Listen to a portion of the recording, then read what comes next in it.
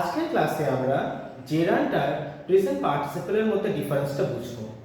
Gerund আর present participle এই দুটো খুবই কনফিউজিং একটা টপিক, কেননা দুটোর ফর্মটা একই রকম। জেরান্ডকে যেমন দেখতে হয়, প্রেজেন্ট পার্টিসিপেলকেও একই রকম দেখতে, অর্থাৎ ভার্বের ফার্স্ট ফর্মের সাথে আইএনজি যুক্ত করিয়ে আমরা জেরান্ড কিংবা প্রেজেন্ট পার্টিসিপেল গঠন করে থাকি। কিন্তু দুটোর ব্যবহারে কিন্তু অনেক ডিফারেন্স রয়েছে।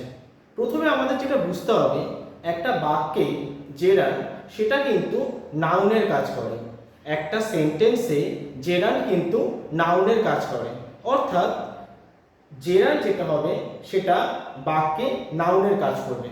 আর বাক্যে নাউন কিন্তু দুটো কাজ করতে পারে, একটা আইদার সাবজেক্টের কাজ না হলে অবজেক্টের কাজ।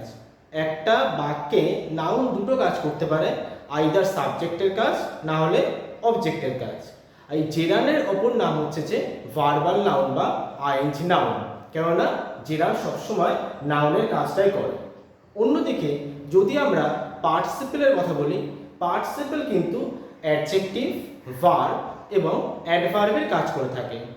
পার্টিসিপেল অ্যাডজেক্টিভ, ভার্ব এবং অ্যাডভার্বের কাজ করে থাকে।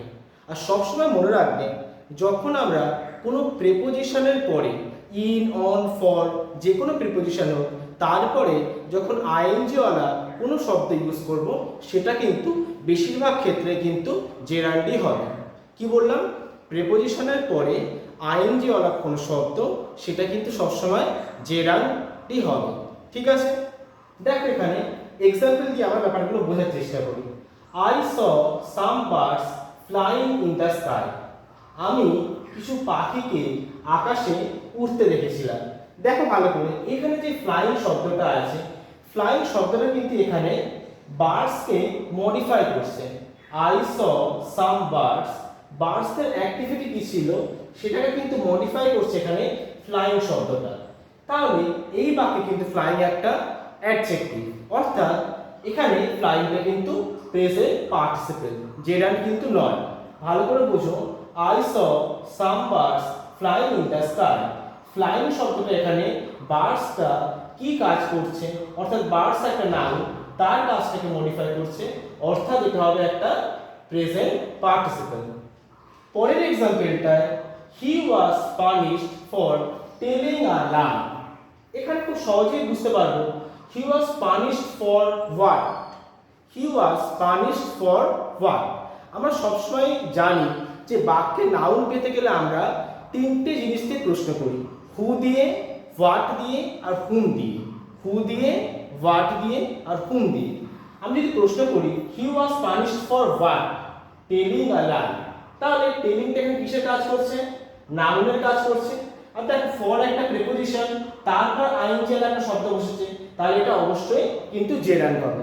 তাহলে এই বাক্যে কিন্তু টেলিং একটা জেরান্ড। তারপরে দেখো বলে লিখেছি, the boy has ruined his sight by watching TV. The boy has ruined his sight by watching TV. আবার দেখো বাই আছে এখানে একটা, বাই কি? বাই একটা প্রিপোজিশন, বাই হোয়াট?